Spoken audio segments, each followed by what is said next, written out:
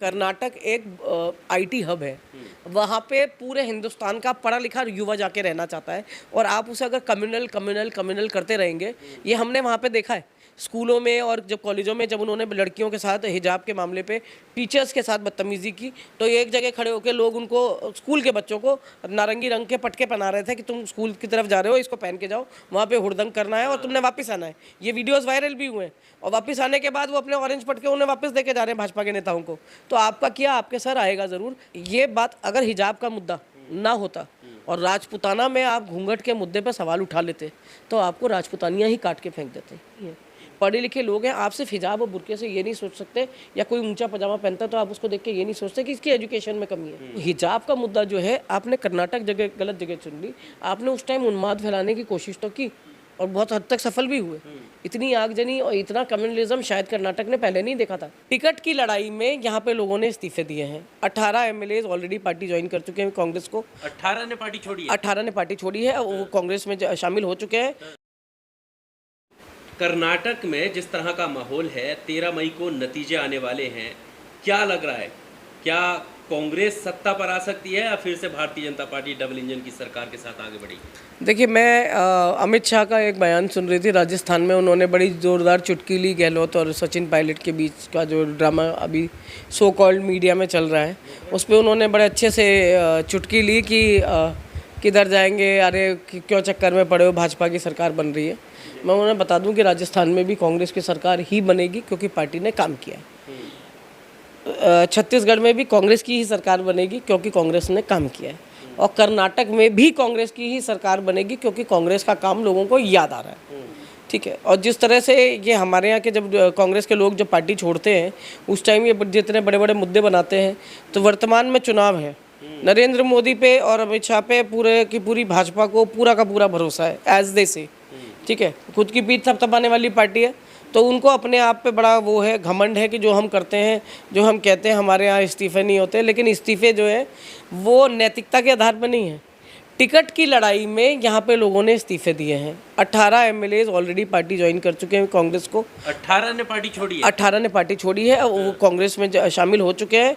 और आज पूर्व मुख्यमंत्री शेटारी ने भी, बीजेपी की पार्टी के कद्दावर नेता हैं और बिल्कुल पूर्व मुख्यमंत्री हैं। और अब जो है, क्योंकि वो पार्टी छोड़ चुके हैं और उसके बाद उनकी जहाँ तक उन्होंने कहा है वो ये कि उनका दावा ये है कि मेरे साथ 25 एमएलए और छोड़ेंगे। मतलब इस हिसाब से आप कह रही हैं कि पूरा सफाया होने वाला है? बिल्कुल होने वाला है, बिल्कुल होने वाला है। आपको पिछली बार भी जब मैंडेट नहीं था, आपने सरकार गिराई थी, आपको लगता है बार बार आप 100 करोड़ में जो है वो कर लेंगे।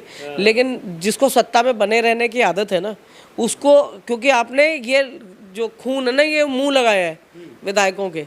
आज जब उनको ये मौका नहीं मिल रहा है, टिकटें नहीं मिल रही हैं, तो अब वो बागी हो रहे हैं। अब बागी होंगे तो जाएंगे भी। पर जो हिजाब का मुद्दा जिन्होंने उठाया था, सुना है कि उन्हें टिकट नहीं मिला, वो रो रहे हैं। देखिए, हिजाब जैसे मुद्दे तो उठाने भी नहीं चाहिए, पर अगर आपने उठा भी दिया है और तब भी पार्टी आपकी वाहवाही नहीं कर रही है, तो समझने की ज़रूरत है कि आपका वाला मुद्दा जो है वो उतना हाईलाइट हुआ नहीं था। वहाँ पे लोगों पे, देखिए, कर्नाटक एक आईटी हब है।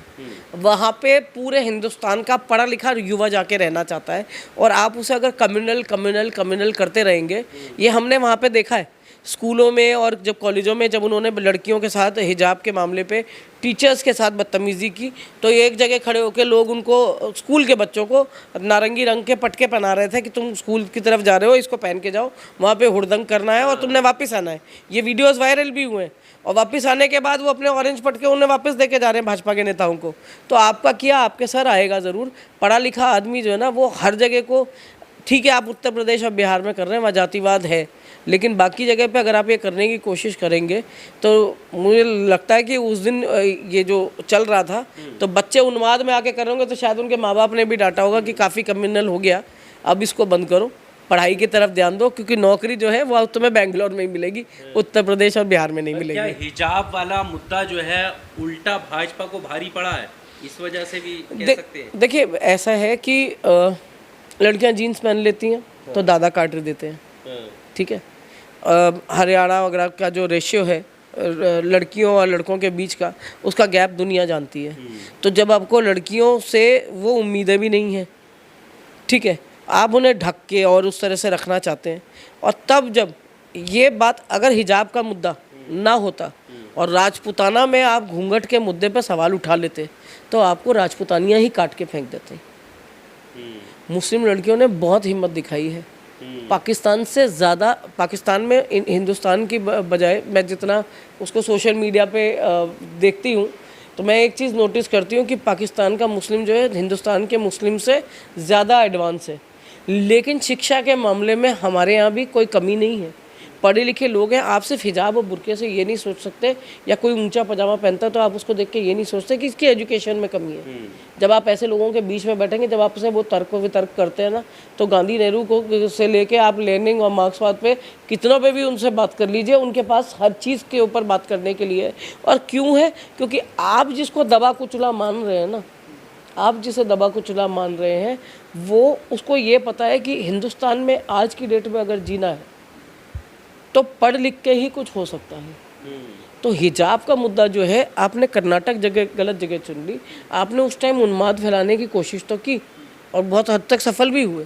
इतनी आगजनी और इतना कम्युनलिज्म शायद कर्नाटक ने पहले नहीं देखा था।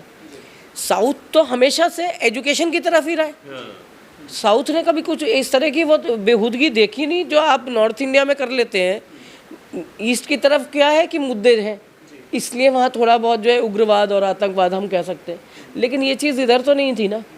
तो वहाँ जब आपने इसको करने की कोशिश की है तो लोगों को ये समझ में आ रहा है कि आप बलि के बकरे बनते जाएंगे और आपका हाल भी वही होने वाला है जो इन्होंने उत्तर प्रदेश का करके रखा है। वापस वहीं आते हैं, जैसे हमने साउथ की बात की। साउथ में कर्नाटक एकमात्र स्टेट है जहाँ बीजेपी वहाँ से भी आप बता रही हैं कि बीजेपी का सफाया होने जा रहा है, तो क्या बीजेपी मुक्त साउथ होने जा रहा है? देखिए, बीजेपी ने सरकार कैसे बनाई थी, आप इस बात पे भी गौर कीजिए। सरकार तो वहाँ किसी और की थी। जब आप दूसरे की सरकार गिरा के दो विधायकों के साथ आप सरकार बना लेते हैं, क्योंकि आप खरीद फरोख्त में, क्योंकि आपके पास पैसा है। आप चुनाव आते ही देखना, आप साउथ के जितने नेता हैं सबके यहाँ, दूसरी पार्टी के जो भी नेता हैं उनके यहाँ ईडी भी जाएगी, सीबीआई भी जाएगी, सब जाएगा। कल जिस बीबीसी की विश्वसनीयता के कसीदे पढ़ते थे नरेंद्र मोदी जी, आज उस बीबीसी के ऊपर ईडी जो है आपने ला के बिठा दी है और मनी लॉन्ड्रिंग का केस लगा रहे हैं आप, जिसकी विश्वसनीयता की कस्में दुनिया खाती है। आपको कोई न्यूज़ भी ऑथेंटिसिटी चेक करनी होती है तो एनडीटीवी से पहले आदमी बीबीसी देखता था। और उस बीबीसी पे क्योंकि उसने आपके विरुद्ध में एक जो है डॉक्यूमेंट्री दिखा दी, आपने उसके ऊपर भी ला के बैठा दिया है। तो आप कितना भी किसी को दबाने की कोशिश कीजिए, जहाँ पढ़ा लिखा समझदार आदमी है, जिसको, क्योंकि पिछली बार भी कांग्रेस की सरकार थी, अपनी सरकार गिरा के अपनी सरकार बनाई थी, तो वो जो पिछली बार का कीड़ा था ना, वो लोगों में फिर कुल बुला रहा है। क्योंकि उन्होंने भाजपा आई, लोगों ने विरोध नहीं किया। ये सबसे बड़ी गलती हमारे लोगों की क्या है, ये उत्तर प्रदेश में भी तुमने देखा था, अखिलेश यादव की सरकार 200% बनने वाली थी, ठीक है, नहीं बनी। योगी आदित्यनाथ की सरकार बनी। और सरकार बनने के टाइम पे अगर आप लोगों को याद हो तो सरकार की तरफ से एक नोटिफिकेशन जारी किया गया था कि शाम को लोग इकट्ठे नहीं होंगे, सड़कों पे इकट्ठे नहीं हुआ जाएगा। क्यों? क्योंकि आपको पता था कि अगर ये मैंडेट आया है और सपाई अगर सड़कों पे आ गए, ठीक है, तो आमने सामने का क्लैश था। आपको भी पता है कि सपा वाले जो हैं वो एक दूसरे का सर फाड़ने में कोई वो नहीं रखते। अगर भाजपा और सपा वाले आमने सामने आ जाते तो उसी दिन योगी आदित्यनाथ जी की जो सत्ता तथाकथित तौर से उनको मिली है, क्योंकि मैं फिर कहती हूँ, मैं हमेशा कहती हूँ, ना बैलेट पेपर गलत है, ना ईवीएम गलत है, आपका चुनाव आयोग गलत है।